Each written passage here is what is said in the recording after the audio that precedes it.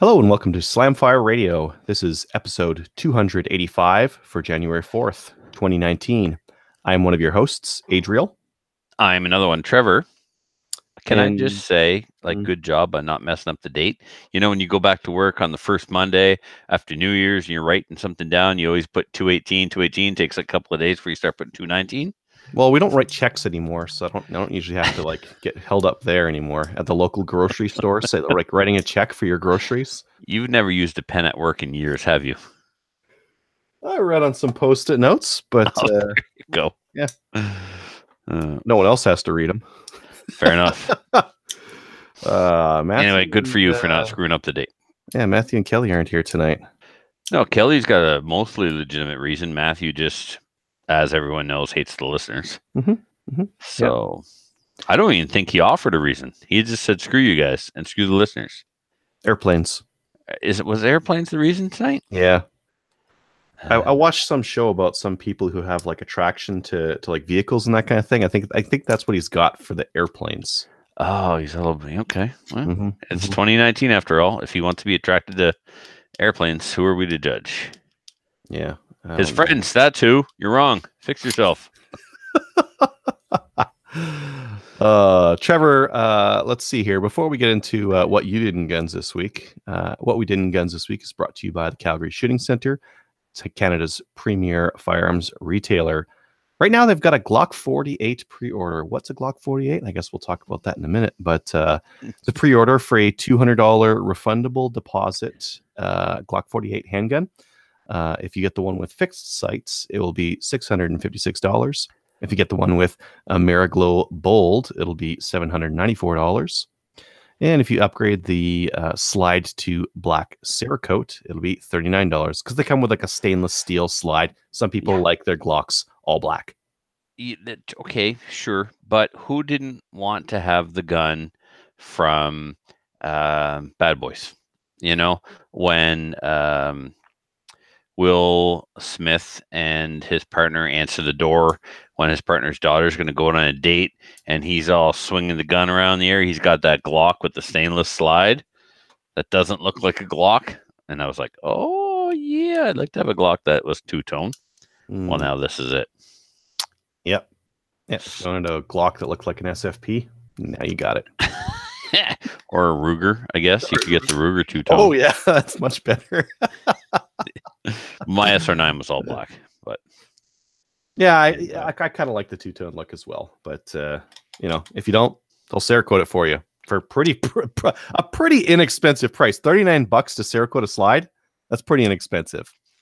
Yeah, I don't think they're Cerakoting it. I think it's coming from the company as an option. Oh, I see. Yeah. So it'll still be stainless underneath, just with a coating on top. Right. You don't like it, take it off. Yeah, sweet. What have you been up to in guns, Trevor? Been doing a lot, but not a lot of things. You know what I mean? What I've been doing, I've been doing a lot of. I did, however, get my Savage A17. So that's a 17 HMR, a semi-automatic 17 HMR made by Savage. I got the stock bedded. It was always my intention to get the stock bedded, but it broke, so I had no choice but to get it bedded sooner rather than later. So this is a really funny design, Adriel. You've got your action that sits in the stock, right? Mm-hmm. The front action screw goes through the bottom of the stock into the action.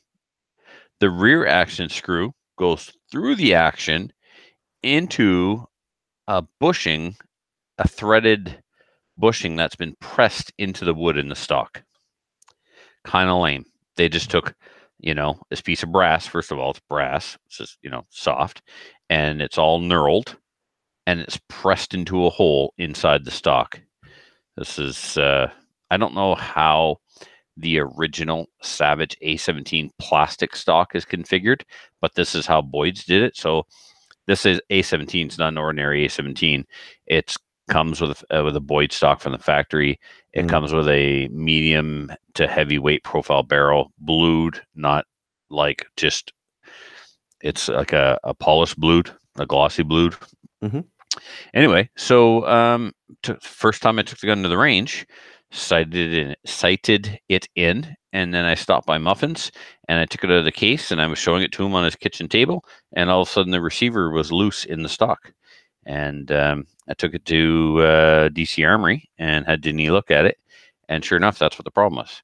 The that insert that's pressed into the wood had broken loose. So I emailed Boyd's, and I'm like, what do I do? Should I epoxy it? And I kid you not, this is what they said. Well, we don't epoxy them, but you can if you want to. Thanks for all the help, Boyd's. Way to go out there, And I know the stock didn't crack. That bushing got loose. That's right. Okay. Oh yeah. So maybe I was misleading when I said it broke. The wooden stock is not broken. Just the poorly designed and manufactured insert that was placed in there came out. Well, okay. So if it's just like a brass bushing in there and you screw into it, you could pull that bushing out by screwing into it, couldn't you? Exactly. If you over tightened it, you would just rotate it right inside the wood. So we hope that in bedding the stock, that would simply, the bedding compound would hold it into place and not so much. So after we did the bedding right before the Christmas break, and then he went away to visit family over Christmas, came back, and of course by this time the bedding compound's all cured. Took it apart, and the screw didn't stay in place. So I don't know how he fixed it, but he told me, I got another message this afternoon saying it was fixed. So I will go pick that up in the morning and hopefully get that to the range sooner rather than later, sighted in. What else? Did I talk about my picking up my CZ 455 Varmint Evolution rifle? Or just saying last week or 2 weeks ago that I bought one? Varmint Evolution. I don't think so. All right. So when we were at the North Silva show in Toronto, I ordered the CZ 455 Varmint Evolution. So it's the 450. Yes, okay. We did. I remember because you're talking about the Evolution stock, right? I was saying it's small for my hands. Yep. Right. So I got that home and got the scope installed. So that's sitting on the wall looking all pretty and neglected. And barrel's been cleaned and ready to be taken to the range and sighted in. 1, 2, 3, 4, 5, 6 rifles need to go to the range to get sighted in because I've had them apart and removed scopes for Cerakoting or whatever. The worst time of year for that because the range is so inaccessible. What else? Oh, we had a gunny New Year's Eve party here, so some gunnies came up.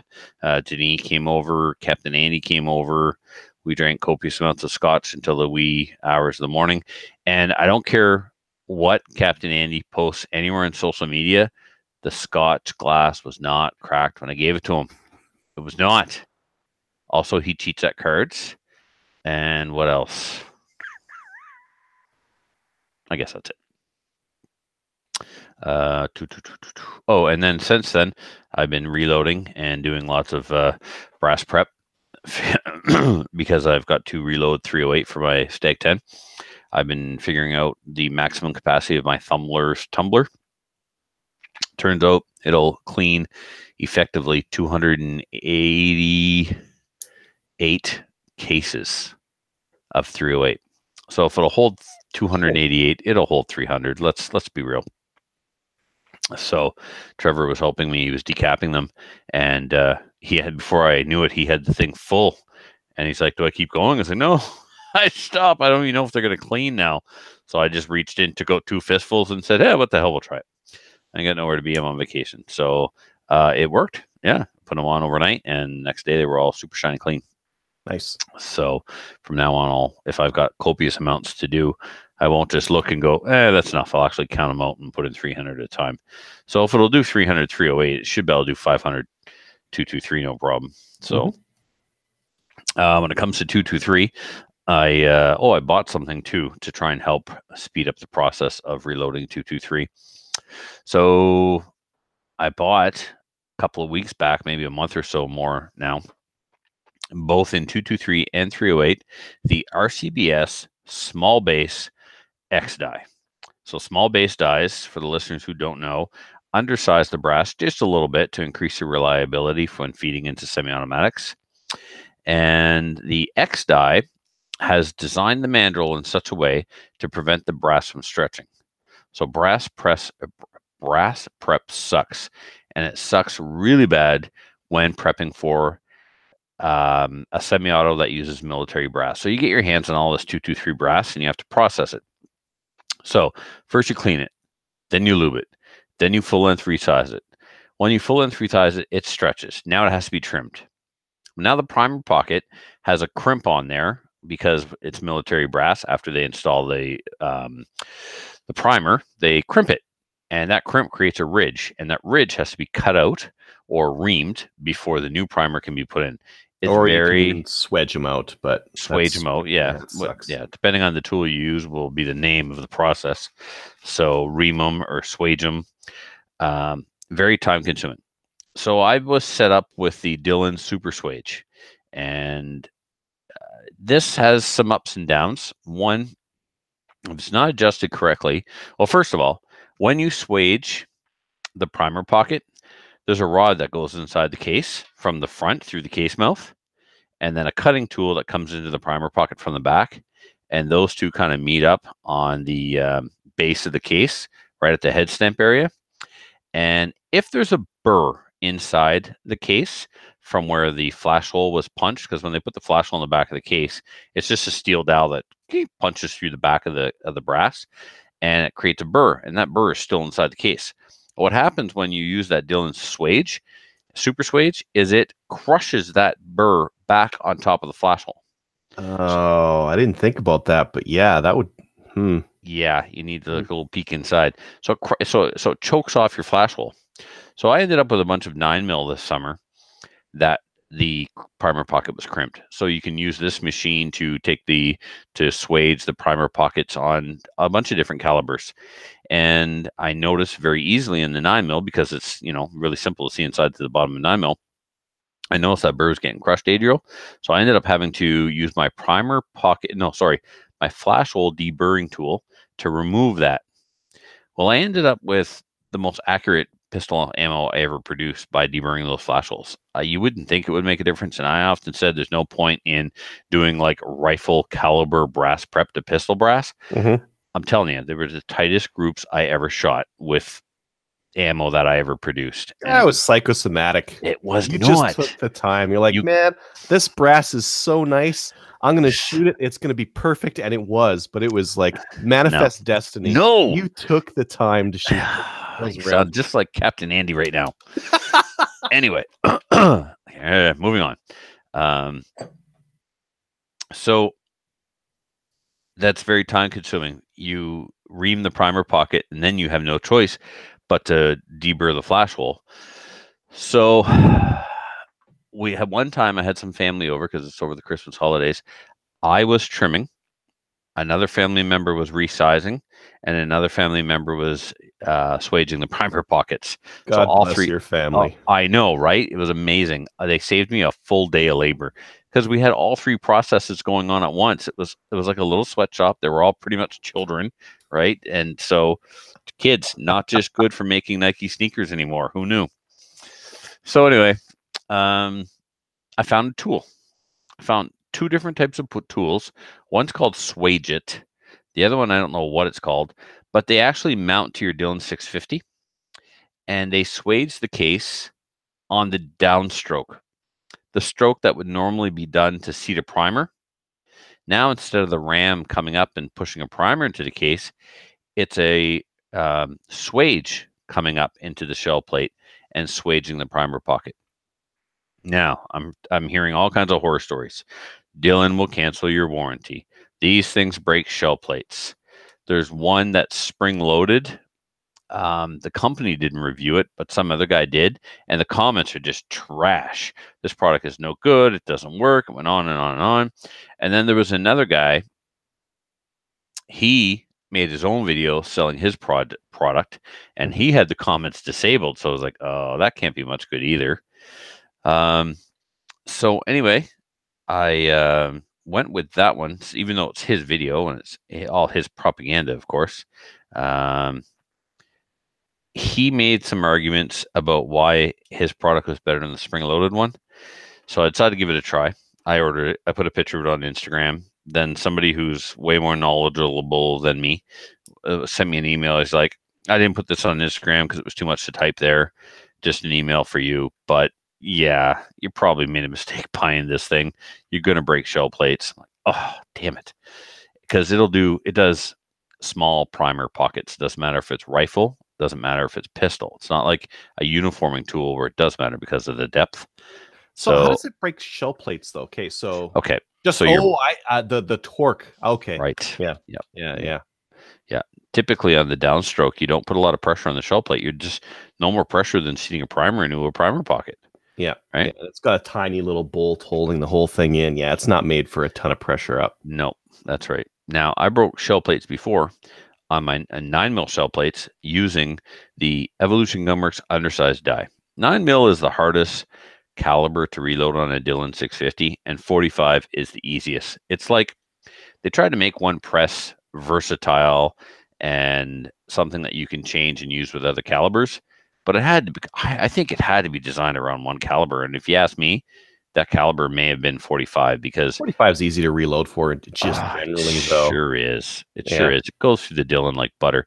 The 9mm is a tapered case. It's not a straight walled case, and with the Evolution Gunworks undersized die, you had to use case lube. It was so stiff, man, to get those little buggers in that die that the shell plates all cracked along the bottom.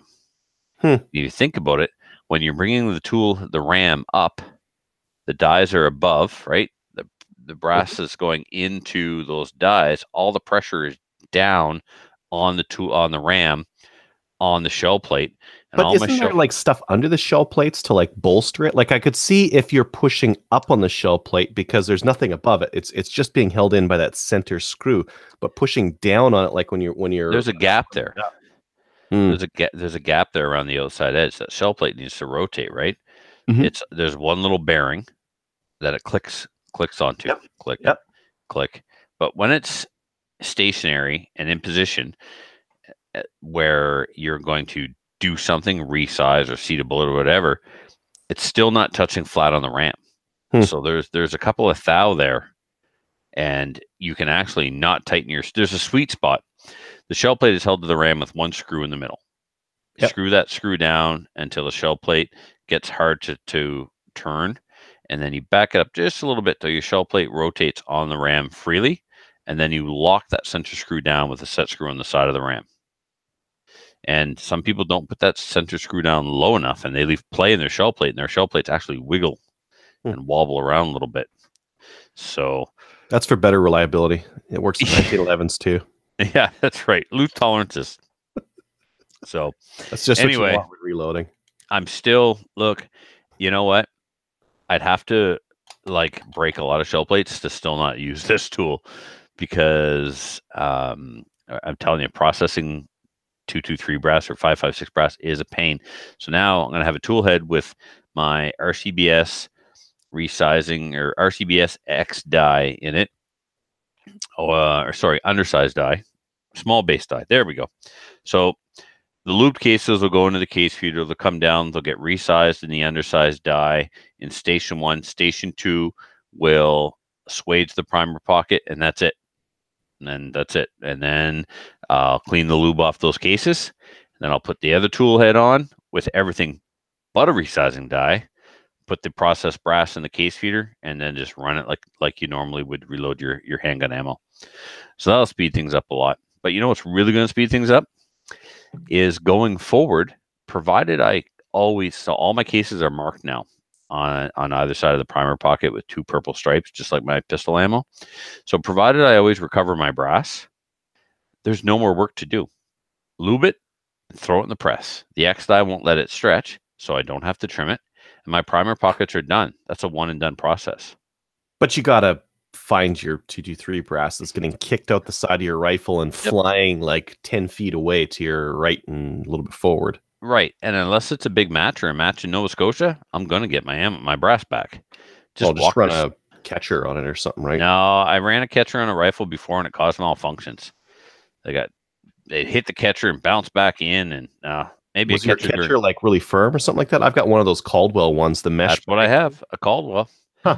Yep. And it I just actually, leave the bottom unzipped, and if you pound rounds out, and it just kind of falls onto the bench next to you.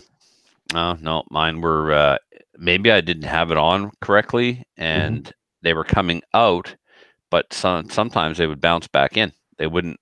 Huh. Yeah. So maybe I'll try it again. It's around Adjust it. somewhere. Yep.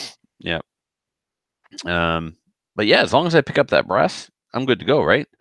I will have to lube it, but I won't have to trim it because of the X die, and the primer pockets are done.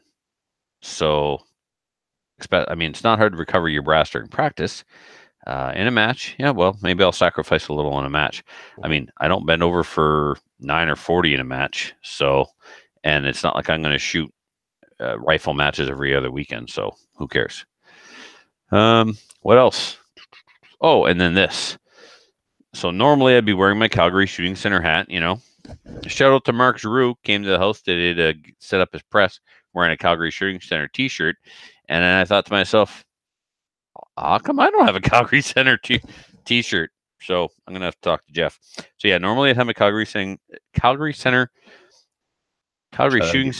t-shirt on. There you go. I haven't drank in days, Adriel. It's not my fault. I can't put a sentence together. No drink January? No, yeah, right. That's not true. I had a glass of scotch. I was going to say this morning. So, late afternoon with Mark to toast in the new year. Anyway, so it's official. I'm pro staff for the Calgary Shooting Center, and this is what they sent me to shoot on their behalf. It is a Dan Wesson PM9, and damn if it is not a fine gun. Adriel, for the money, it's not $1,000 1911. That's true. But when you compare it to other 1911s, you know where your money went. This gun, the fit and finish and quality of this gun is better than STI. Is it a double stack, single stack? It's a single stack. It's my classic gun. There's the magwell you see. What caliber is it in? 9mm, of course. It's a gamer gun.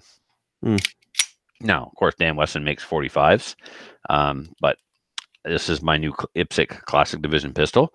So features right out the box: extended beaver tail, incredibly well blended to the frame and fitted to the frame.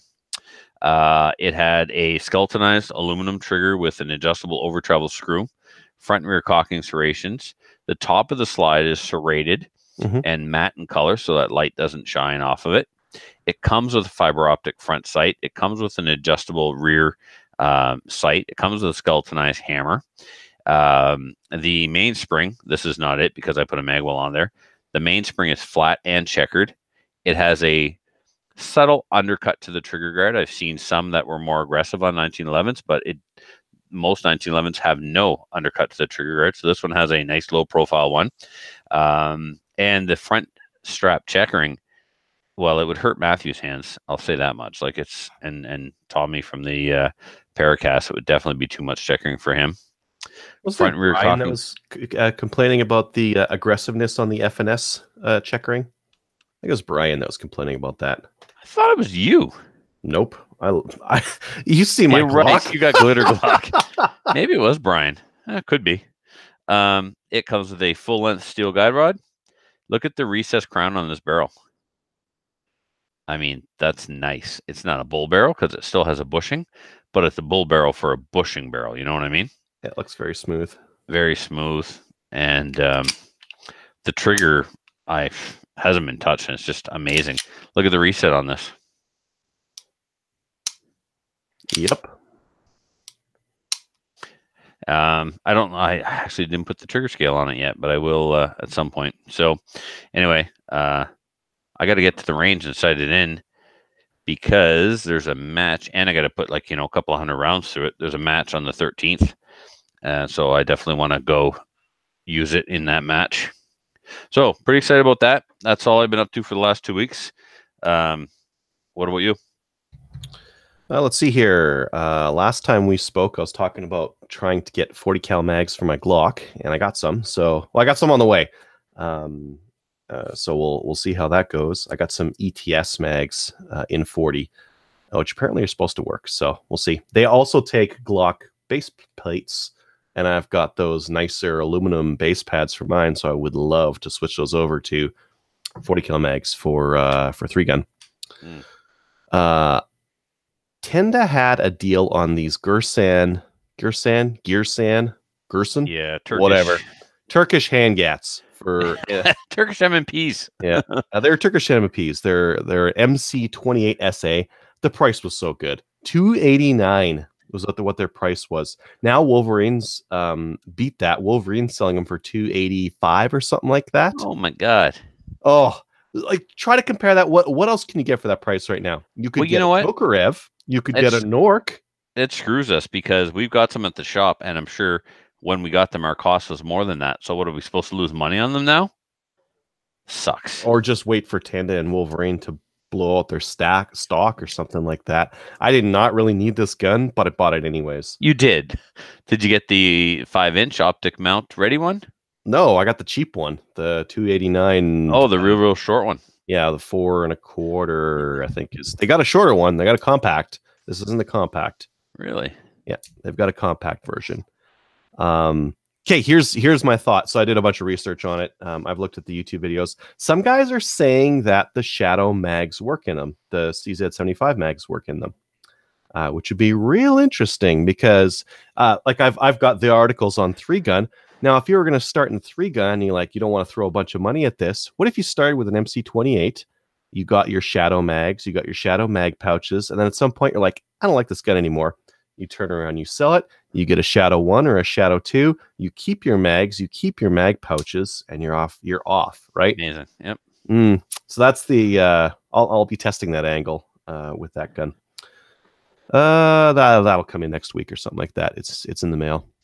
I wrote some gear articles. I wrote an acceptable accuracy article, and I'm kind of interested to hear from you, Trevor. If you're going to go to the range, if you could try to duplicate some of these distances and see how you do. So I got distance. I got like accuracy from what they do at the Olympics, and I threw those into the article.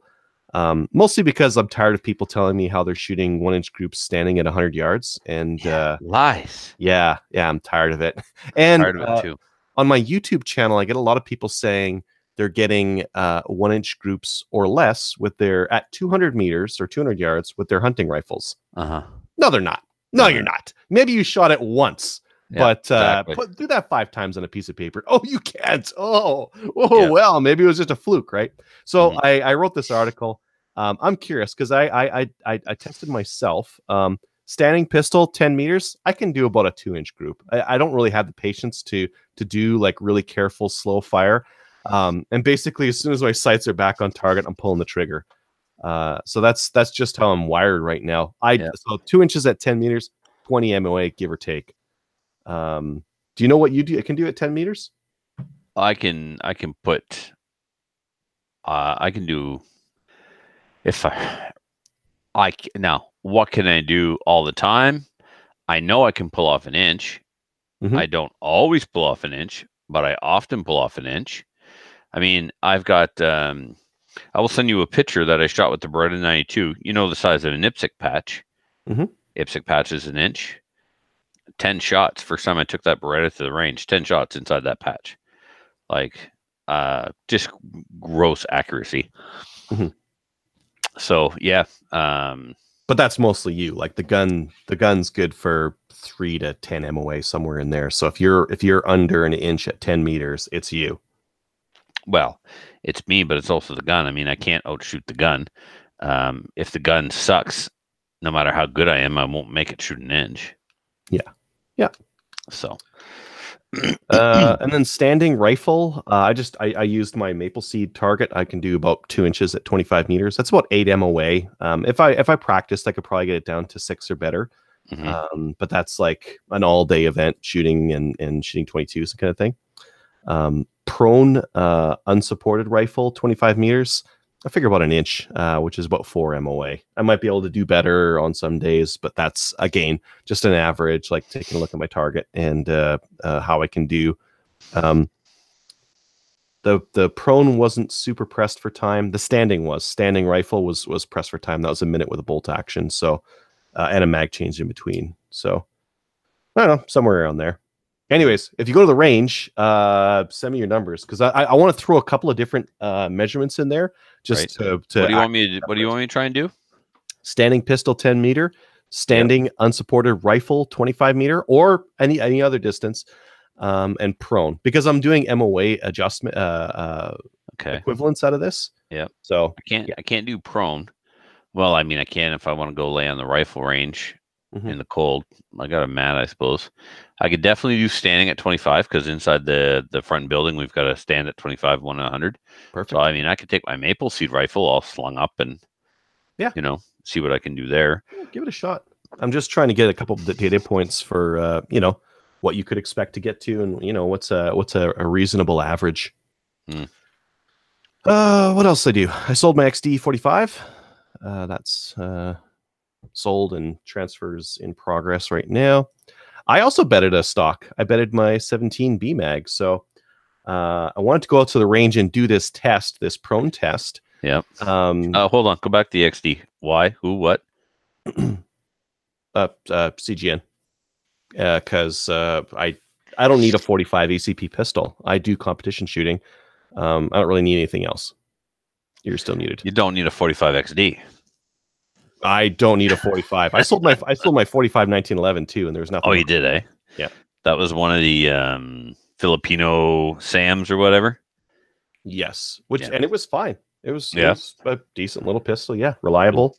Cool. Yeah. 17 B mag. So I got the heavy barrel and I put it in a Boyd stock last year, and I shot it and I got like 2 MOA. And I'm like, man, I'm still not super in love with this thing. And it's been sitting in my safe. I wanted to do this accuracy testing with it. But beforehand, I went and Googled, looked online. Some people were saying, yeah, you got to bet the stock. That's one of the problems that you're seeing with this. So I betted the stock to the action. Did you do it yourself or did you have it done? No, I had it done myself. I've got a Brownells kit and did it myself. Question. Yep. Did your Brownells kit come with like the rubber band that you put around the action to hold it into the stock, or do you use the action screws? It comes with the rubber band. And did you use that or did you use the action screws? Tubing. Really? See, Denny and I talked about that, and we can't understand why anyone would use the tubing. The tubing is not guaranteeing that it's straight in the action, that you have equal pressure front and back. I don't get the tubing, man. When you could just use your own action screws, you put release agent in the threads, you put release agent on the bolts, and you use your screws and hold it into place. Now, I didn't want mine every time like this. The stock to action fit that I got with this Boyd's, the barrel's actually off center, so I actually wanted to bet it a little bit better centered. So I put the epoxy in there. I put a bit of modeling clay right at the front of the stock. Yeah. And when I pressed it in there, that modeling clay kept it centered, kept the whole thing centered. And then I put the tubing over top. And then afterwards I put the screws in. And when I screwed it in, the epoxy kept the whole thing nice and centered. You let it cure with the action screws installed? No, I did not put the action screws in. Yeah. Okay. Interesting. Anyways, the accuracy tightened up on it. I got some. I don't have any targets here to show you here. I think they're back there. I got right around half an inch at 50 meters. From 2 inches. From 2 inches at 100, so 1 inch. So it cut the groups about in half. But dang. I had every once in a while, I'd have one round go way low, and I was like, "This is stupid. Why is this thing doing this to me?" And I had a couple of rounds that would not strike off. And I've got one here. This is the worst culprit. This is a Hornady. Hornady? I think it's a Hornady. Is there an H on it? It's got 17 WSM on the head stamp. Okay, the Hornady has an H. You've got the WS. Yeah, I've got WSM. Well, faster. This is faster than your pathetic 17 HMR. Pfft. That's the one that was a nail gun blank converted to a rifle bullet. Yeah, it is. It is one of these Hornady rounds here.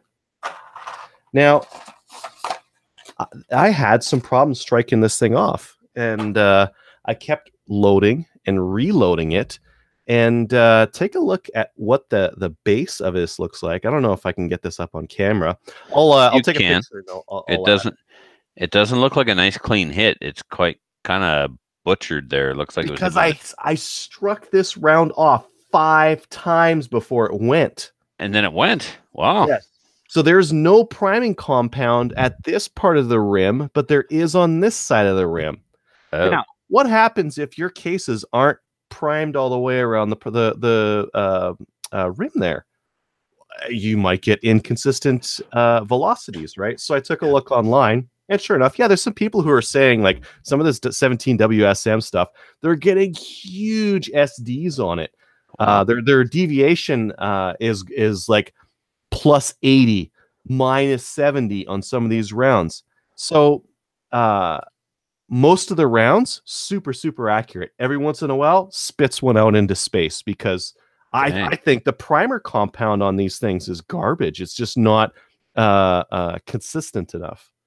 That's not cool. They're too expensive for that to be acceptable. Well, the rounds are actually about the same price as 17 HMR. Which is the same price as 223. Yeah. So come on, dude. True. Yeah. I've got a whole pile of them too. I bought like I don't know, 6 boxes of this stuff. Well, yeah, 50 round boxes. Because Gopher season's coming. Yeah. And you obviously want to show me up. I'm gonna miss some of them, and I'm gonna blame every single one, not on me, but on these cases. Just to let you know. I hold myself to no fault. So for years we've been doing our annual Gopher trip, and me with the 17 and you with the 22, and now you're breaking out the big guns. Yeah. You want to put one in too, don't you? I want to see like the mist. Yeah. The mist coming off of it. Anyway, so this is all part of this one range trip. I had this one range trip, and it just sucked.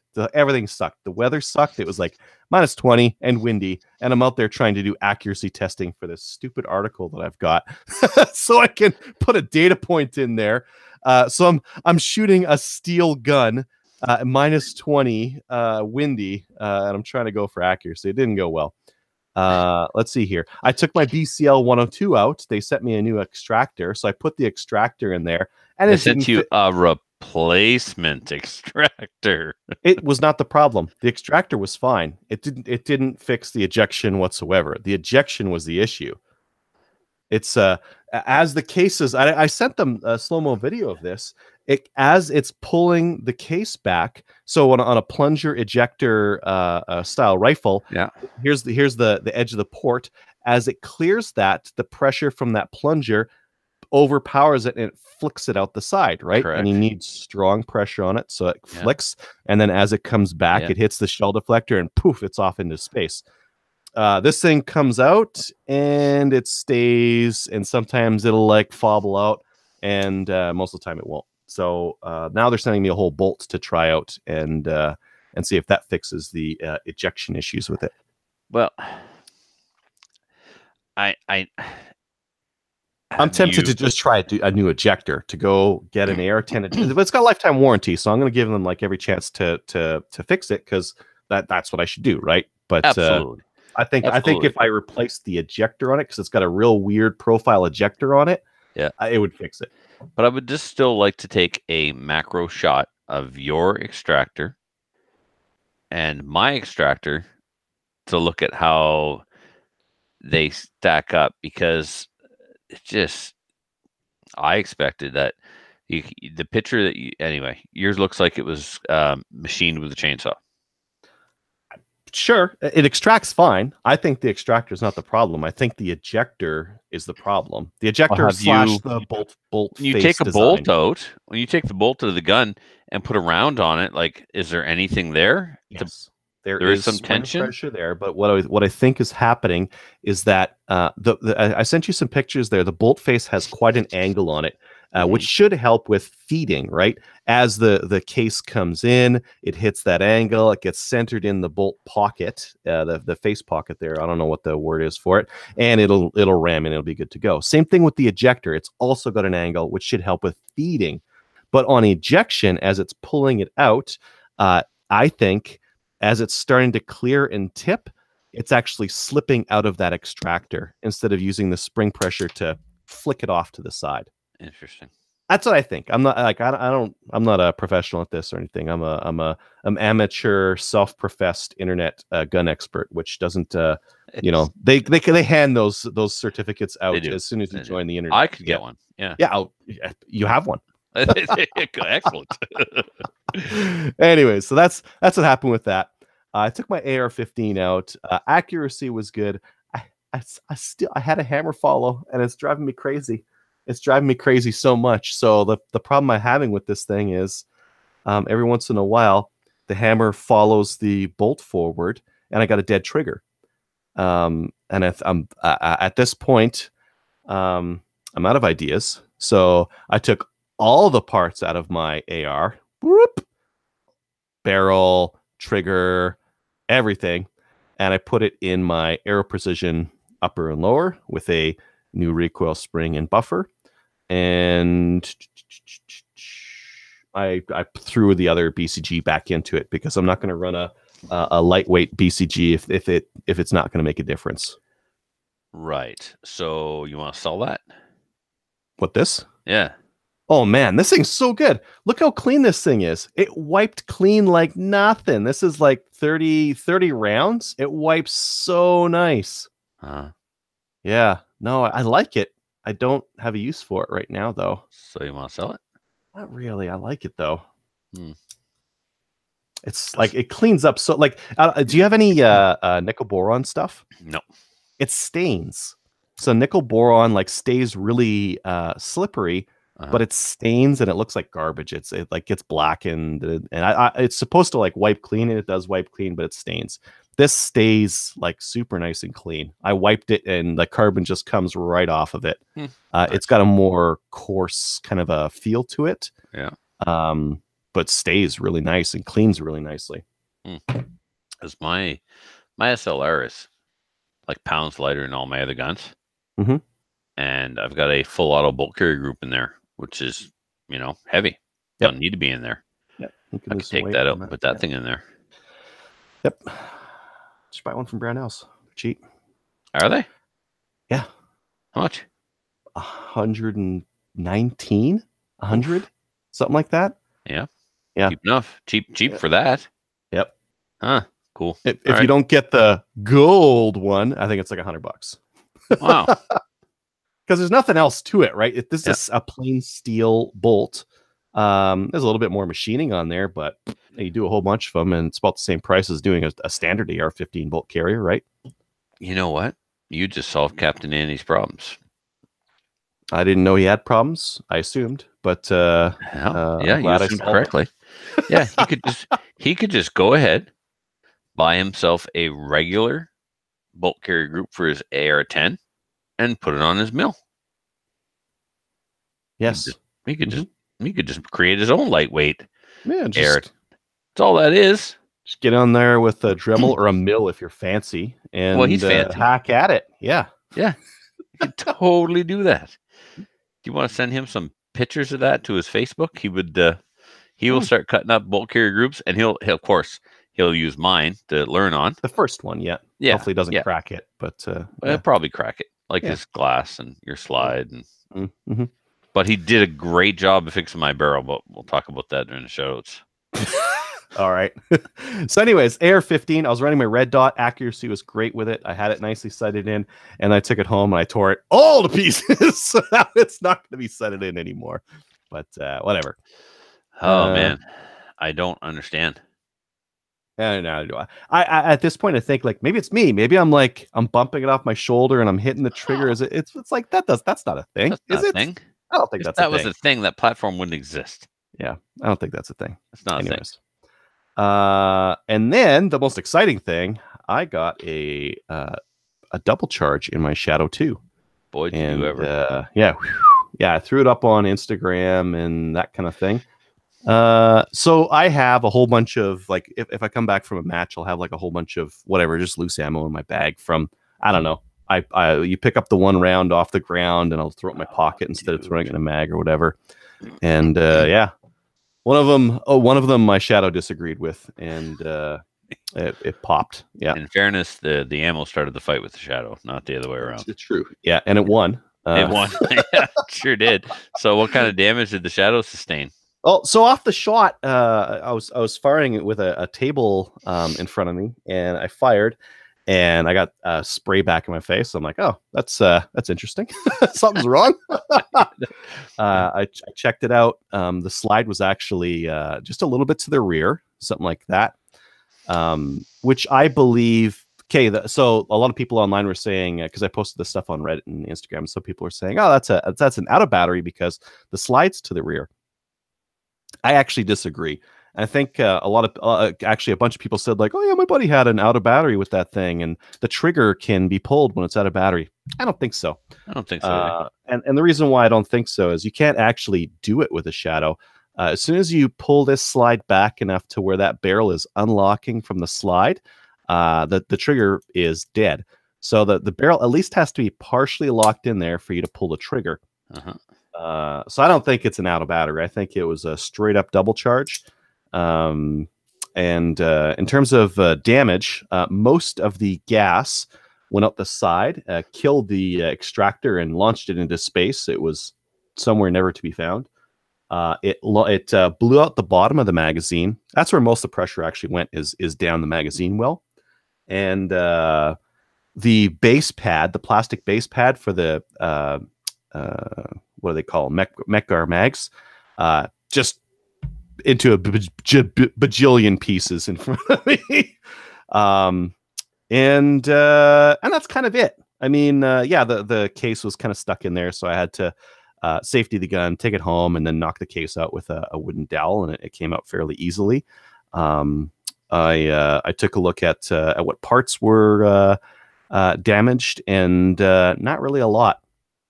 It blew out this pin on the side here, which is your slide stop retaining pin, retaining spring pin.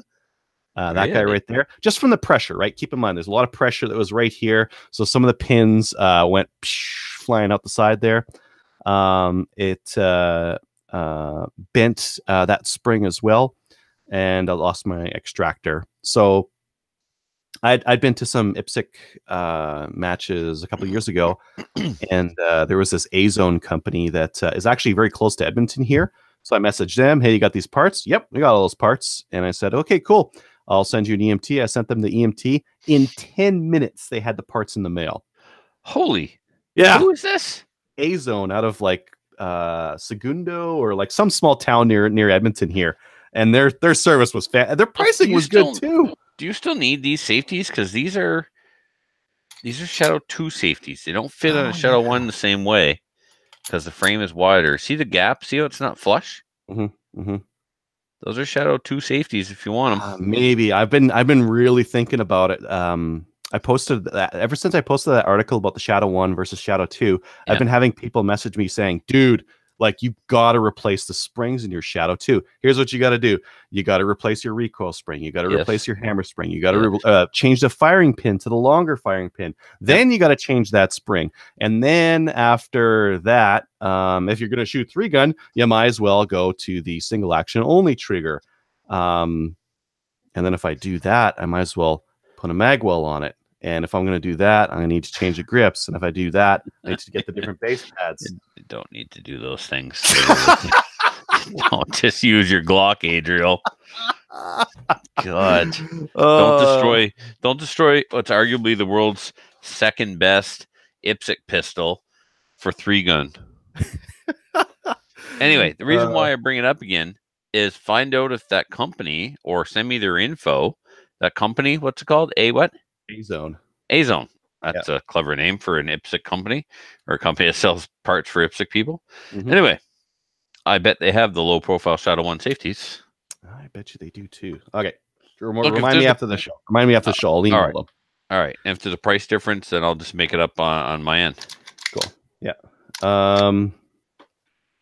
Yeah. So I got the parts yesterday. I think I got the parts yesterday. Ordered it like on Monday or Tuesday or something like that. I got it Thursday. Popped them in, and my Shadow 2 is good to go. Where are they? Where what? A-Zone. Where are they located? Small town northwest of Edmonton. Very close though. Okay. Yeah. But not close enough to drive. I could drive there. I just don't want to. If they could put something in the mail, it would get here very quickly. Yeah. I don't even think it's a shop. I think it's like they drive. Okay. I'm sure you have this in New Brunswick. They drive to an IPSC event. They got a little like mini trailer. They pop open the mini trailer and it's got all the goodies in there. If you have a mag go down, or if you bust a slide stop or something like that, they've got it in the trailer. No. You don't have that? No. Oh, it's the best thing ever. You go to a match and like in between your stages, you can go shopping for like all sorts of little goodies. They got like the fiber optic rod and all this stuff that's like, it's funny. It's funny. You've been to New Brunswick. Like there's 27 people here. I've never been to an IPSC match in New Brunswick. Regardless, I mean, it's all, Mm-hmm. Yeah. Anyways, Shadow 2's back up. I took very little damage. I got like some spray in the face, but that's why you wear safety glasses. Not the first time. Yep. Oh, that was quick. Yeah. Okay. Shadow 2 back up and running. Good to go. I am still on the fence between whether I pimp this thing out with all these parts or I keep going with the Glock. Yeah. I might have a trade. Here's the thing. Your Glock 34, you can't use in IPSC. Correct. If you do this to your Shadow 2, then you can't use your Shadow 2 in IPSC. Correct. Well, you can in open. So, get blown out. Yeah. Yeah. Yeah, I don't know. I'm going back. I mean, some of the stuff I could do in IPSC. I could run like base pads on it, no problem, as long as they're not too long. I think I can change the springs out. It doesn't go in the box. What doesn't go? What doesn't go in the box? Production guns don't go in the box. You can put whatever base pads you want. Oh, okay. Aftermarket base pads are good to go. Aftermarket mags are good to go. Aftermarket grip panels, providing that they somewhat match the original contour, are good to go.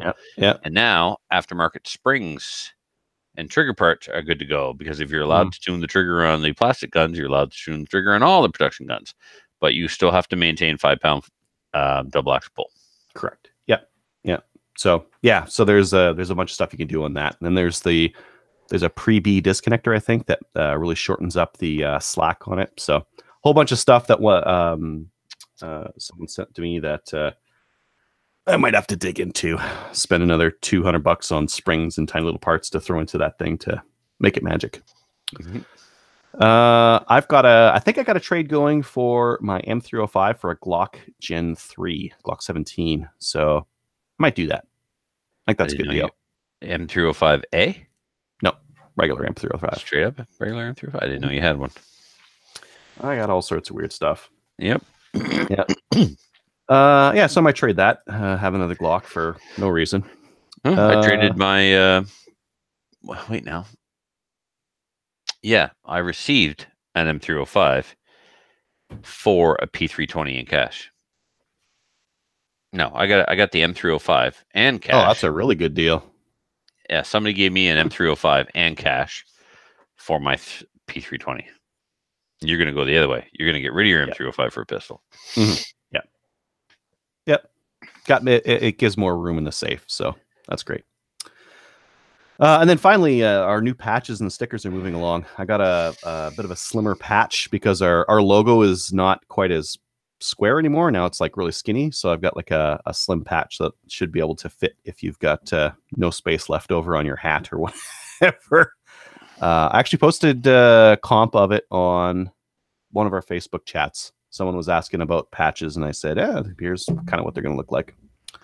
Those are going to get here somewhere around January. So if we owe you a patch, send us an email. We head on to upcoming events. Any events that you know of that we need to cover? If they're not in there, move on. Sweet. Let's see here. Oh, you know what? The BC 3-gun match is now scheduled. It's August something or other. Go to 3gun.ca. They're all on there.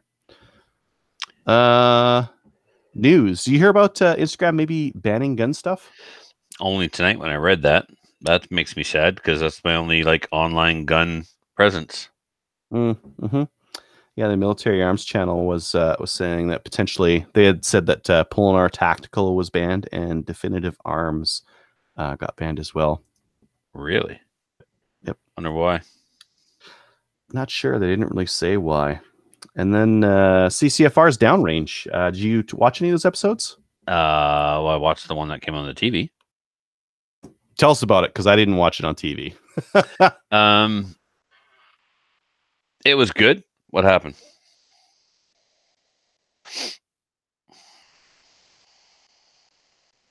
Sorry. Oh, all right. Yeah, it was good, man.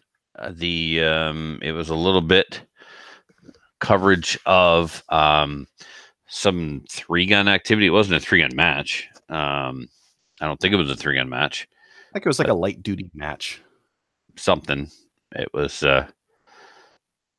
anyway, they were playing with 3 guns, but I don't know. But it was very stationary, like stand behind this object and shoot at these paper circles. Oh, and some clay targets. They're definitely moving with. They're definitely moving. It was definitely a more tactical style 3-gun match than a race gamer style 3-gun match. Yeah. So, like I said, they were shooting at round circle paper targets on stands and clay pigeons from a variety of different. It was cool, man. 3-gun was on TV. That's all I know. And 3-gun was on TV where normally hunting shows would be, and hunters are watching that stuff. And of course, the highlight of the episode was Yolanda was on it, and it was all Yolanda all the time. She was at what's the name of that indoor range? Lethbridge Indoor Range. No, was it? No, was it? I thought it was the range where. Yeah, I guess it was. Yeah, it was in Lethbridge. Anyway, yeah.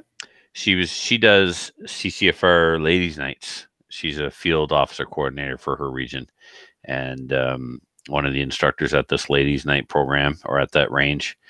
And yeah, it was awesome. So they were talking to people who were trying handguns for the first time, and there was a lot of footage of them shooting and Yolanda instructing and some of the other people, and it was awesome to see. Finally, it was a very historic event. Finally, for the first time in Canada on network television, we have a show dedicated to sport shooting. So, yeah, people using ARs and using them, not just shooting from a bench at a paper target. Yeah, I saw one of Press Check Ventures Beowulf mags in one guy's gun, which was awesome. I saw that as well. Yeah, so a lot of clips from the Nationals, and the Nationals will be covered in future episodes. So that's cool. And Rod does this thing, Pro Tips with Rod. This time he talked about the actual laws around safe storage. I thought his stuff was really good, because that's a really good topic for people who are casual gun owners. Yeah, yeah, it is, and it's also good. And he explained it to the letter of the law, and also explained on how you could exceed the law if you wanted to, which is really good, because remember, part of CCFR's mandate is to educate the non-gun owning public on the facts. So there it was, black and white, for non-gun owners, what we have to do to secure our firearms. So it's all good. Yeah. No, I like the angle there. I mean, there's a lot of gun owners who would happily throw pistol gun owners under the bus if they thought that it meant that they could keep their duck guns and that kind of thing. So I think that a program like this is going to go a long way in just ensuring that more of those guys support everyone else, right? Mm-hmm. They see that we're in a valid sport as well, and duck hunting isn't the only valid sport you can do with a shotgun.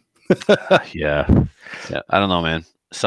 You'll get a tactical guy to agree with and support a FUD way sooner than you will get a FUD to change his mind. I remember, like, a FUD is a FUD. The last time I bought my father a decent Christmas gift, I bought him a 10-22, because he's had 22s his whole life. He didn't have a decent semi-automatic 22, so a couple of Christmases ago, I bought him a 10-22 for Christmas. The very next Christmas, we're sitting around and we're talking about guns, and he says he had the gall to say no one needs a semi-automatic. So I looked across the table and said, I'll be happy to take back that 22 then. Silence. Silence. Anyway, Yeah, I didn't want to put it in here because it's American news, but Washington is making it so that people under 21 can't own an assault weapon, and they define an assault weapon as anything that's semi-automatic. So you can't have like you could if you're under 21, if you're 18 to 21, you can go to war and run artillery or a tank or an M16 or an M4, but you can't buy a 1022 or an SVT 40 or anything like that. that's ridiculous. Yeah, there's some real ridiculous gun laws going on at the state level in the U.S. Yeah. Anyways, why don't we move on? Less. What's that? Under Trump, no less. Yeah, under Trump, no less. They're banning bump stops. Under Trudeau, yeah. Under Trudeau, we got the SLR, the Modern Sporter, the WK, the Stag 10, the BCL. Under Trump, they lost the butt stock, and they want to make it illegal for anyone under 18 to have a semi-auto. Yeah, I think some of that's timing, but yeah, it's they're definitely not doing anything to help. Regardless of what we got under Trudeau, please note the hat. Please note, Trevor's wearing his opinion on his head right now. I wore it in public for the first time today. Make Trudeau a drama teacher again. If any of the listeners are interested in where they could get these hats, you can get them at Bullseye London. They're throwing them in free if you spend like $500 or $1,000. I don't know. I don't even know where I saw it, but I ended up on the phone driving home and called them up and ordered two. I was leaving the barber, and my barber is awesome, and you never met a bigger conservative. And did he recommend wearing a hat? I'm gonna cut you. He's got the in his barbershop in Canada. He has the Make America Great Again hat. So I was like, oh, buddy, I know where I can get a hat for you. So I ordered it for him as much as for me. So I ordered two. Sweet. So he just got a bow too. So he'll be coming over here at some point to get the bow set up and stuff. So nice. Yep. Yeah, why don't we move on to new gun stuff? So Wolverine showed another prototype of their WK-180 folding stock. They've now got a wire style folding stock on there. And this new Glock 48 came out. It's got a stainless top. It's both the 48 and the 43X. This is a slim grip 10-round mag Glock. One of the interesting things that these are about as compact as you can get and still be Canada legal, which is kind of interesting. So is it so it's a 10-round single stack? Yes. And 19 slide or 17 slide? I didn't take a look at that. I just noticed, yeah, it's a slim magazine. Like as a Canadian, I don't really look at a lot of these subcompact pistols because I don't care, because we can't carry them for concealment. We can shoot them at the range. If I'm going to shoot a pistol at the range, I want to shoot something that's made for shooting at the range and made for competition, which is typically like a long slide. Who cares about concealability pistol? Yeah. Novel up here. Yeah, I think the Glock 19s with the little the little barrel sticking out the end there are novel, but I don't know if I would particularly need one. And I would rather have something double stacked because the magwell offers more to aim at, right? Single stack mags are kind of a little bit wibbly wobbly to get in there, and don't offer as much of a square thing to kind of ram in. So I would prefer a double stack mag to a single stack. Would you concur? I guess, although I guess you have a single stack you're going to be competing with. Yeah, but of course they all have magwells. Right, big magwells. Yeah.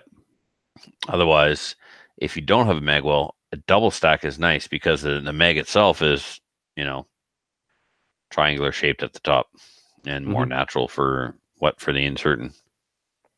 You bet. So. Yeah. Anyways, those are out. And then the new Walther steel frame Q5 matches are out. Have you taken a look at these? You've probably seen the Q5 match, right? They're polymer. Oh, yeah. Yeah. We got one at the shop right now. I think it's sold, but Q5 match with an optic on it from the factory. Oh, very nice. Yeah. Yeah, very nice. Basically, you're getting the optic for half price if you get the gun with the optic on it already. If you were to buy the gun and the optic separately, it'd be an extra $200, I think. Hmm. Yeah. So steel frame. Steel frame. This is Made new to me. for it. I was not aware of this. So steel frame for more weight. So now you can and they're selling the one that has the replaceable plates on the top there for optics. So this will the slide be will be the slide is probably the same slide. Yep. That's on the regular Q5 match. Yeah, exactly. Except now it's heavier. Now, when I first saw these things, one of the things I noticed was that the trigger is 5.5 pounds, and I was like, but we're heading into a year with IPSC where now it's going to be 3.5 pounds. But someone corrected me. Apparently, it comes with springs in the kit to reduce weight to right around 3.5 pounds. So this, I couldn't find it on any of their marketing literature, but apparently it's got these extra springs that you can use to jack the trigger pull weight down. Oh, nice. So you don't have to mess around. It'll be right then and there. It's a $1,400 pistol. It should be ready right then and there for competition. Interesting. Yeah. But it comes with a bunch of cool stuff. Big magwell, extended mag release. The trigger on it looks really nice. It's one of the aluminum flat face ones. Comes with base pads on the mags. Like it all looks really nice. And if it comes with those replacement springs for the trigger, because it's double action the whole time, it's a striker fired pistol. It would be actually kind of neat for IPSC, right? Yeah, I'm looking at it, man. Thanks to Jeremy. Jeremy sent me the link on Facebook, and oh my God, it looks so much nicer and cooler than the plastic one. But I heard about people making aftermarket plastic or steel frames for Glocks. And apparently they didn't run. The Glock really kind of relies on that flexible plastic frame to run and be reliable. Yep. I wonder if that holds true for this. But if it's made by them, I don't imagine. Yeah, I imagine that's a design thing. Like the people who make the aluminum or steel frames for the Glock didn't do a good job of designing it. Maybe they just replicated it in plastic when I think you need to take the materials into account, right? Mm-hmm. Yeah. So yeah, very interesting. And it's really good to see a company listening to the market. They're not just making a pistol for the sake of it. They're making a pistol to be a little bit more competitive and better match. And the last one I wanted to kind of bring up here was the Mossberg MC1SC. Mossberg's making pistols again. Yeah. Paul Lombard sent me that a couple of days ago. Says it needs a barrel shroud because, what's a Mossberg firearm without a barrel shroud, really? I mean, yeah, they just grabbed some guys off their shotgun line and said, like, build us a pistol. Mm-hmm. It's a Glock 43 knockoff. It uses Glock mags. It's like exactly the same size as a Glock 43. That is interesting. Now, just permit me to get into a little bit of conspiracy theory, tinfoil hat stuff here for a minute, because this is a full conspiracy theory from me. The Mossberg's model name, MC1SC. Boy, that's an interesting model name. That doesn't really match with other Mossberg model names. You know what manufacturer that lines up with almost exactly? First, let's go back to what are their regular model names? 590 Shockwave, 500 Persuader. Let's see here, 4x4. What else I got right now? What's their new one? Mossberg Patriot. Yeah. That's the Blaze. Yeah, the Blaze, the 47. They've got their 902 Plinkster. Scroll up a little bit, you'll see. I'm looking at it. I'm buying an MC28 SA. Now, Girsan has C as their compact models. They're all MC model number and then a little bit afterwards. Isn't that interesting? So you think that this is just being made in Turkey for them? I don't know. Like the grip itself, like the plastic on it says US, but the model number is exactly now. Keep in mind here, Mossberg makes a pistol. This pistol uses Glock mags. This pistol uses SIG style sight cutouts, so you can replace the sights with SIG style. You know who else is really known for taking a pistol and duplicating it but making it better? Girsan. They make an M&P knockoff. They make a Beretta 92 knockoff. Both of them. And they make a 1911. And now it wouldn't be like a stretch. Like, keep in mind, full conspiracy hat on here. Yeah, tinfoil. They had something to do with it. Maybe they had something to do with it. I am spreading unsubstantiated rumors on the internet. You heard it here first, folks. It's just a very odd model name to use for a pistol for Mossberg. You would expect them to say like the M1 Devastator or something, or the Pocket Protector, or put a name on it, not call it the MC1SC. That's Girsan's model number, model naming style. And where'd they pull their pistol designers off from? Their shotgun line, their rifle line. Yeah, they just like pull a pistol out of thin air, kind of a thing. Anyways, pure conspiracy, unsubstantiated. You heard it here first, but it's probably lies and deceit. Why don't we get on to our main topic of 2019? Maybe starting off, Trevor, how was your 2018 for shooting? I think it was awesome. It was a very productive year, a very busy year, a lot of travel, a lot of matches, a lot of different accomplishments. It started off in the spring where I attended the third annual CCFR AGM. This time we were in Ottawa. Then I was match director for, overall throughout I was very active with IPSC New Brunswick this year. It's my first full year as training coordinator. So my primary focus was on organizing black badge courses, helping mentor new instructors, helping keep current instructors up to date, making sure they had materials. And I attended an IPSC Canada meeting on behalf of IPSC New Brunswick as our training coordinator. Got to talk about upcoming changes there. That was really exciting. At home, I was part of, in one way or another, 10 black badge classes happened. I was present for, I think, 8 of them. RO class, CRO class.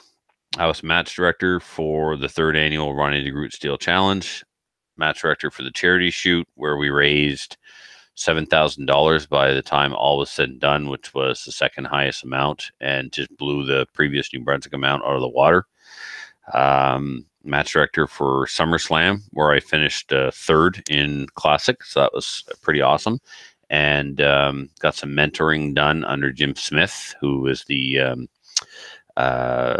president of the National Range Officer Institute of Canada. And so he was there as co-range master with Chris. So I was learning stuff from him about the range master game. It was probably the best SummerSlam that I've put on so far as logistics and how smooth things went. I was also the match director for the Archery New Brunswick Provincials, which is also a sanctioned level 3. I became the first IPSC New Brunswick Classic champ, even though I lost the match, unfortunately, to Tim Thomas. Mistakes were made. Lessons were learned. Let's move on. I gained the New Brunswick title, but didn't win the match, so that's kind of a bittersweet. I was CRO at the Nationals and finished 14th overall, first in C division. Or C class, sorry, first in C class. And Tim Thomas made fun of me mercilessly for this, called me the biggest sandbagger in the world, because apparently if I had registered as an A class shooter, I screwed that all up. Last time I was classified as a C, but that was also with a standard gun. So during registration, you were able to declare your class. I didn't want to self-declare and call myself an A, but I guess I should have, because I think if you go back and you look at my results, I would have finished second in A class. Yeah, and would have been close to first. Anyway, that was kind of hilarious. And I got confirmation a couple of weeks back from IPSC Canada that my RM status is approved. So that's cool. I can actually call myself an IPSC range master now, which probably just means more work, really. Sounds like it. Yeah. Well, and it means that I'm free and clear to teach CRO classes without having to co-teach with another range master. So I've been co-teaching them with Chris. Chris taught me my RO course. Chris taught me my CRO course. But Chris is knocking on 70 and he's had enough. He would continue to come out with me if need be, but he's had enough. So now that I got the green light from IPSC Canada, I can teach those things on my own from now on. So what else? Oh, and of course I picked up Calgary Shooting Center as a sponsor in 2018. So I bought a lot of guns. We taught some classes in Edmonton or Alberta again. We did gopher hunting again. My club hosted its first maple seed. Big busy year for IPSC in New Brunswick. We had 2 level 3 matches at my club alone, 3 in the province. It was a good year. A lot of things were accomplished. What about you? How was your 2018? What were your major milestones? Let's see. Well, I went to the Atlantic provinces, which was the first time for me. I also went to Ontario for the first time and stayed in Ontario and did stuff other than just going through the airport or working in Toronto.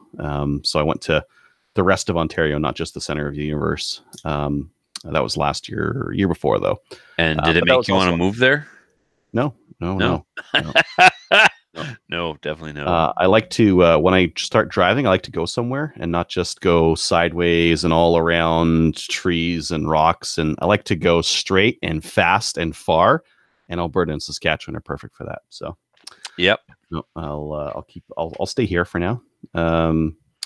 Let's see here. Yeah, first time in the Atlantic provinces. Very cool. I went to 12 3-gun matches this year, including 2 major matches. Did the charity match in New Brunswick, and that was my first time shooting a trap round, my first time doing steel challenge, and my first time shooting silhouette.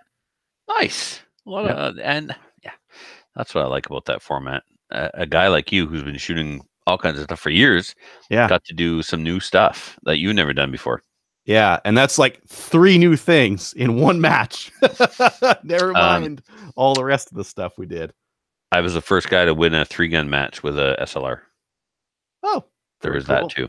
Yeah, so I got the first SLR in Canada. And if somebody else can contest that, by all means, go ahead. But yeah, well, there's lots of these little outlaw matches, but you can claim it. I'm claiming it. Claim it. It. Let's see here. Did the Furlachi course 2-day. That was kind of cool. Yeah. Went to 2 IPSC style pistol mini matches at Phoenix.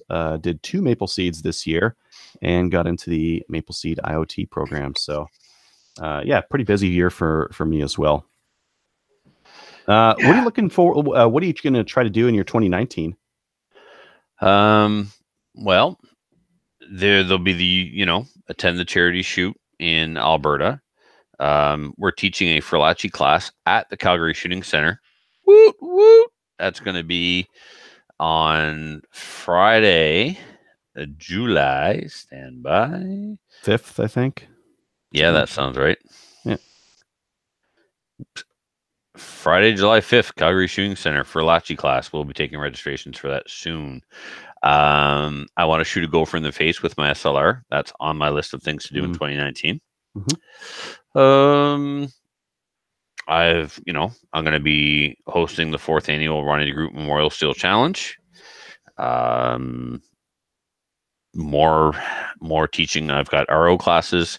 I got a CRO class coming up in March that I'm teaching. I got an RO class in April that I'm teaching. Rolling out some more changes to the Black Badge program for New Brunswick. Some administrative stuff that's hopefully going to help streamline the program, make it better. Ooh, Canadian Nationals are in Quebec. Last year I finished 14th. It would be great if I could bump up that ladder. Oh, dude, I would love top 10. I would love to finish top 10 overall, not like A class or C class. I mean, top 10 overall for Classic. Yeah. Go do some more classifiers and just do awful in them and show up and like get top B class shooter this year. Don't go for A. Go for B. No. Don't be greedy. Yeah. Just go for top B this time. Top C trophy, top B trophy, then maybe a top A trophy. Yeah. You got to take it slow. Yeah. Or just get them all. You know what's hilarious? At this year's Nationals, first place C trophy was larger than sixth place overall. Okay. What else do I want to do in 2019? Win the New Brunswick Provincials again in Classic would be fun. But I may, after Nationals, I may switch to PCC for the remainder of the season. I'm committed to stick to Classic. Well, for a couple of reasons. One, my sponsor gave me this awesome gun, and two, I'm on the Classic team going to the Nationals. And shout out to all the other New Brunswick boys that are going there with me and all the other teams. But after that, I have a PCC bought and paid for, right? It's on the way. So I kind of like the idea of doing that for the remainder of the season. We'll see. Oh, it depends. We're supposed to revamp how our teams are selected in New Brunswick. Mo and I are looking at that. And when we come up with a more update current team selection criteria, I'll switch to the Classic if it's not going to hurt me. Like if I've got enough Classic matches, if I've had enough strong enough finishes where I'll still make the Classic team in 2020, then or maybe I'll be on the first New Brunswick PCC team. Who knows? Yeah, we'll see. So, but that's about it. Cool. Really, you know. Brant on the feed there reminded me of something I did in 2018 that I neglected to mention. Oh, that's right. Thanks, Brant. Yeah, I got 244 with on a Maple Seed with a Norinco bolt action rifle. Yeah. Not only is it the highest score shot by a podcaster and one of the highest scores in Canada, or is it even the highest Canadian score? No, not the highest Canadian score. Well, perfect score is 250, dude. You're only 6 points off. Who has it better than a 244? Someone's got it better than a 244. But of the podcasters, yeah, definitely. Of the podcasters, definitely, and it's going to be a hard number to beat for a while. So not only do you have the highest podcaster score, you did it with a Norinco. Not only did you do it with a Norinco, you did it with a bolt action. And for anyone who's taken a well set up semi-automatic tool Maple Seed and failed to get rifleman, you understand how hard it is to shoot a rifleman. Never mind the fact that you don't have to change your natural point of aim to chamber around after every shot. You know, the gun is doing it for you. So you don't lose your natural point of aim. You don't have to get your elbows back under the gun when you're prone. You don't have to worry about the clock. It's all you got to do is breathe and press the trigger. But with a bolt action, oh my God, you got to reacquire your natural point of aim. You got to worry about the clock more. So you were able to get your natural point of aim back, not worry about the clock, and dude, lay the smackdown. It's not just one thing to say, hey, you got a 244, good for you. A 244 with a bolt action, my friend, that's a serious accomplishment. Even if I tied you or beat you, you could always look me in the eye and go, yeah, but you did it with a semi. With a Norinco, with a non-Norinco bolt action. Right. There's no coming back from this. Nothing any of us can do can top this unless we beat you with the same kind of gun or we beat you with irons. That's it. That's the only way to. Or like an irons, like a Marlin 795 with irons. Beating that score would be impressive. Yeah, that's about it, man. Otherwise, you got the bragging rights forever on this one, and I'm just so happy for you. I really got a couple of rifleman patches now, but you got one of those too. I got I got two because I got one per day, but I mean I've got like 5 rifleman scores now. So yeah. 2019. What do I want to do? I want to shoot some more Maple Seeds. I want to try to help with running a Maple Seed event. Yeah. I think that like the fact that I've shot thousands, tens of thousands, probably tens of thousands of gophers in my lifetime. I've got a lot of practice with a 22. So a lot of other people don't. So, we gotta get the next generation of people skilled up in there. Like I was reflecting back on Maple Seed when I was writing that accuracy article about like standing accuracy and prone accuracy.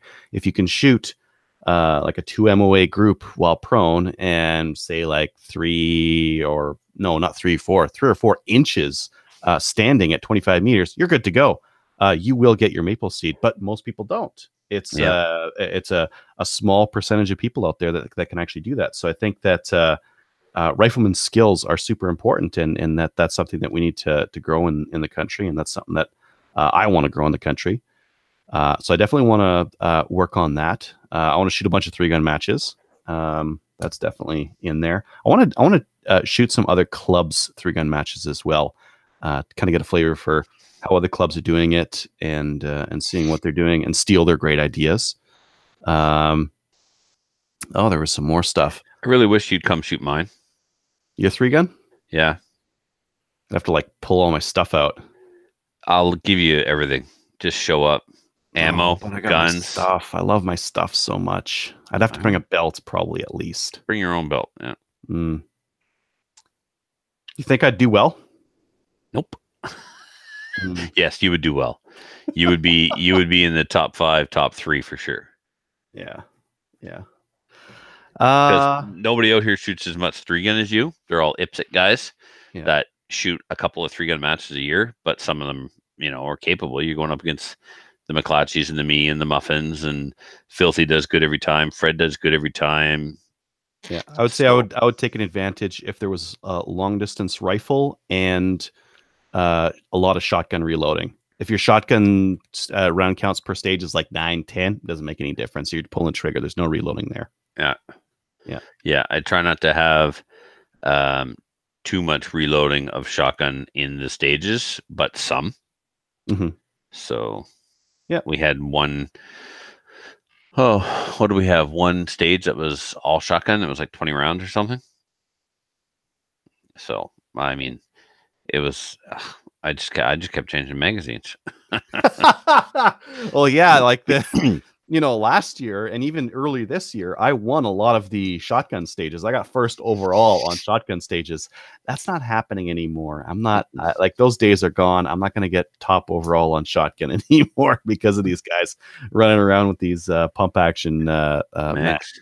Yeah, but that's good. They should have an advantage if they're shooting open. And now they do. Now they have a huge advantage. In terms of what else, I would like to shoot a couple IPSC matches. I'd like to throw on a charity match and have that go awesome. And you'd like to. You are. I'd like it to go awesome. Okay, that's yeah. I can do a crap job of it. I'm fairly confident of that. Yeah. Oh, there you go. And then I think of what else I would like to do. I think that's about it. I think, it's been this year was pretty busy. I don't think I'll be able to match the volume of shooting I did in 2018 and 2019. But if I can do about the same, that'd be cool. I can't see myself doing any less. There's one less thing on my plate. I won't be hosting the provincial. I may end up being part of the match committee in one way or another. Maybe on scene, maybe definitely behind the scenes. If there's a crony there, I'll probably no doubt have a hand in helping get the crony set up, but hard to say. But it won't be at my range, so that's a good thing. Yeah, less to do. Yep.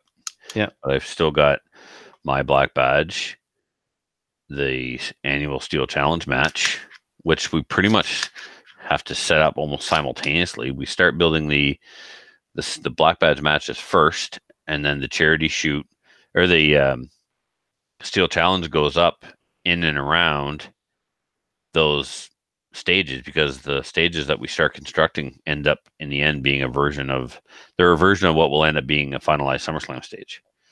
So that's the big advantage that we have in Resquish that a lot of people can't appreciate, because they're not from here and it's different where they're at, is we can put stages up in April or May and they stay there and they don't get touched with and they're not in the way, because the pistol section is so huge and it's just used for the IPSC program. So if I build the stage in Bay 3, it stays there. Yeah, we're incredibly awesome. Incredibly fortunate. Yeah. Cool. I don't know. I think that's good for 2018, 2019. I mean, cool. I would like to find out whether I should run this or my Glock for 3-gun. I would like to do that. Glock, man, Glock. I'm pretty sure it's going to be Glock too. I just need those 13. I just need the 40 cal mags to work. And even if they don't, so what? That's a big difference. If you could run 30% more ammo in your gun, like keep in mind, like 3-gun stages are not designed around a 10-round mag. There might be positions where you can see and shoot more than just 10 rounds. So yeah, sometimes there's an advantage to that, right? Yeah. All right. Let's move on. Listener feedback, YouTube version. Have you been watching the YouTube? I have, but there's a lot here. Let me go through it. Doug says, welcome back. Thanks, Doug. No, Patrick, it's not 20 or 285. It's 285. Why would I want a single stack in Canada? Because IPSC. Ola from Western Canada. Patrick says hi. And Jeremy. Little sad didn't get an invite. Well, we tried to host the show a day late, thinking that you'd miss it, but here you are. My 147 grain stock, Jeremy, I'm keeping everything I have left for myself. So I need to call them up and tell them so that they can send more. Brant wants to know where all the hosts are. Kelly's got a family thing. Matthew hates the listeners. And Jeremy, still hungover since New Year's Eve. Getting old and out of practice. Old, yes. Out of practice, no. The Lord's caliber, so I'm told. 45. Yeah, exactly. Jeremy wants to pick up my 223 brass from now on, because obviously it's sounds like good stuff. Yeah. Take this 2-dot stuff. Look for that. That's the best. Yeah. Flash holes deburred. Primer pocket is not only swaged but uniformed. Luke says at least Adriel's here. Luke, you can eat a dick. Brant, did you? Oh, Brant wants to know if I sent the list to them or for them to put the gun together for me. I didn't really talk about what I did to the gun. The gun came factory stock. I replaced the front sight for a Dawson. I replaced the trigger for a short reach STI trigger. The internals are still the same.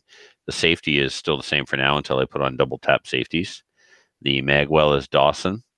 There's a Dawson pin kit, Wolf 9-pound recoil spring, and a 15-pound mainspring, and Dawson magazine release, and STI extended button, and a Dawson magwell, and the VZ operator 2 grips. Jeremy's talking about shooting fast. Let's see.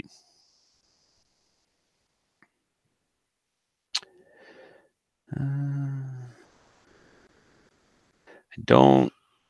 Let's see, Jeremy. No other. Jeremy's wondering if the C stands for carry in that Mossberg pistol.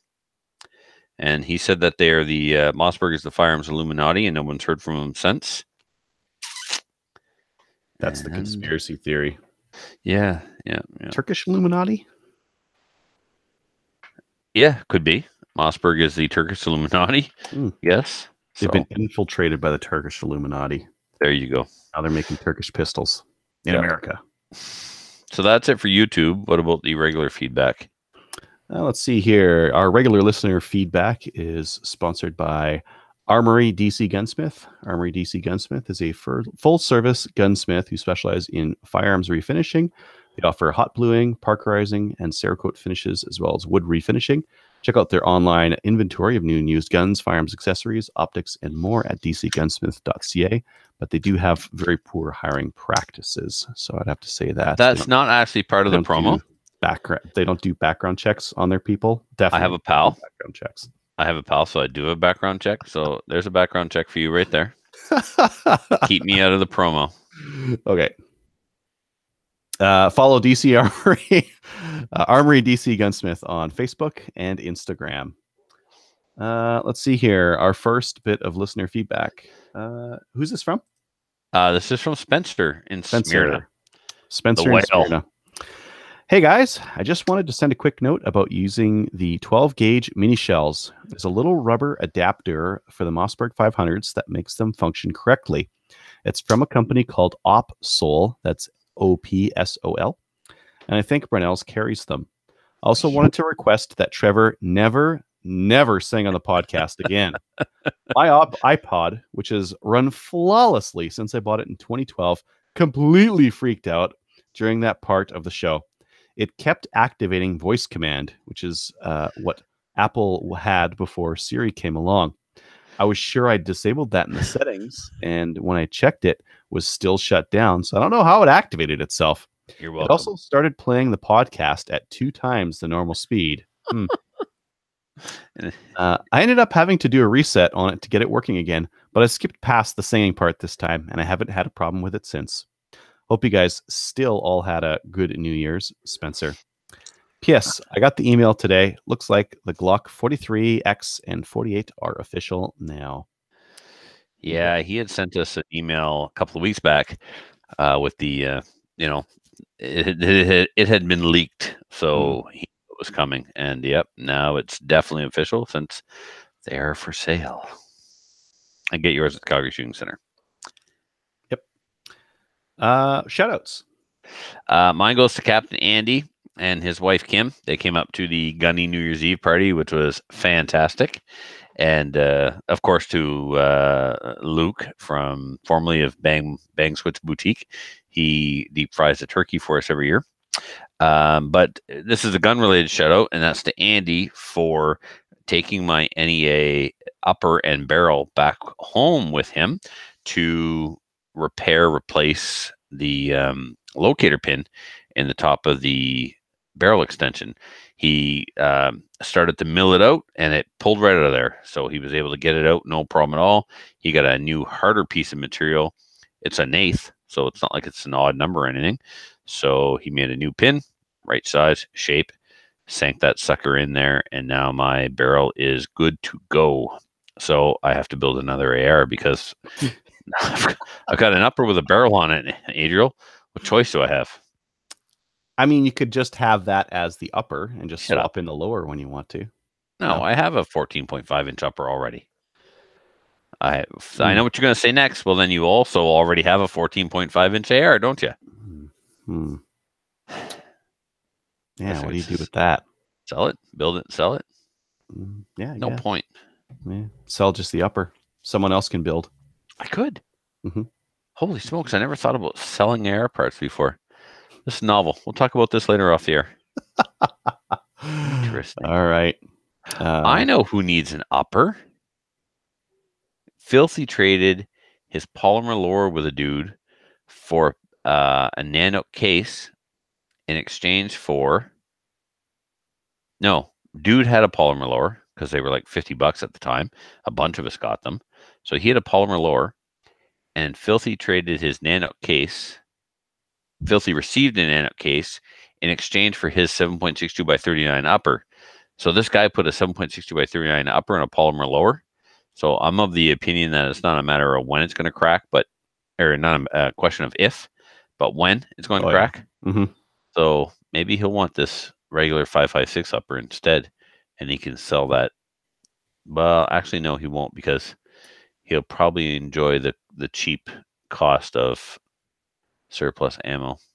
Well, it'll crater. Maybe Paul Lombard needs an upper.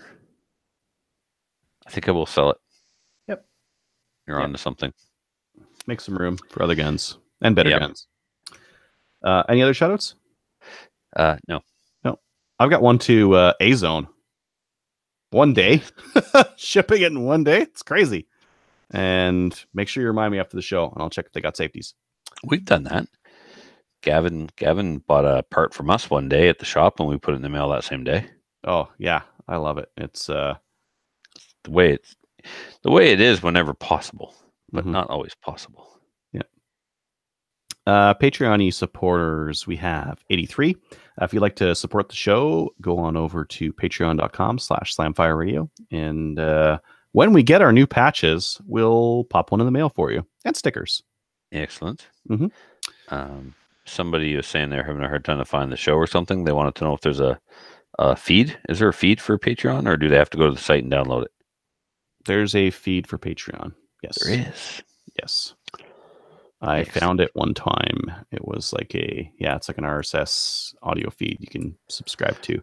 I'm pretty sure Patreon also does like a subscription thing where if you're subscribed to something, they'll email you and let you know about new posts that are Patreon only.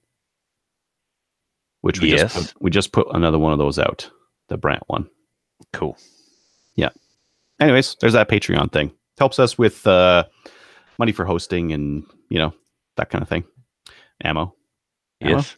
Ammo. No, I don't think we use it for ammo. We use it for paying our bills. Matthew got a new laptop for editing. I got a new laptop. Yeah. You got flown to the charity shoot. Matthew and I will get flown to the charity shoot. It helps, and we give back to the Patreonies by giving them swag and bonus content. And we've used it for like headsets and webcams and that kind of stuff to make the better quality for the listeners. Yeah, I mean, unfortunately, you can see me better than ever before. Sorry about that, but you paid for this. Sorry, the Patreonies paid for the rest of y'all to suffer having to see this in HD. You're welcome. Yeah. Finally, please join one of our national firearms associations, such as the CCFR. Check us out on CCFR. I said the CCFR. Oh, yeah. You said one of, so I just made a joke. One of our national firearms associations, such as the CCFR or the CCFR. There we go. Swing and a miss. Thank you. Check us out on Gun Owners of Canada. We have a forum over there where you can talk to us on the show. Like us on Facebook. We're at over 2,000 likes. Over 2,000. Excellent. And check us out next week. Later, everyone. Bye, everybody.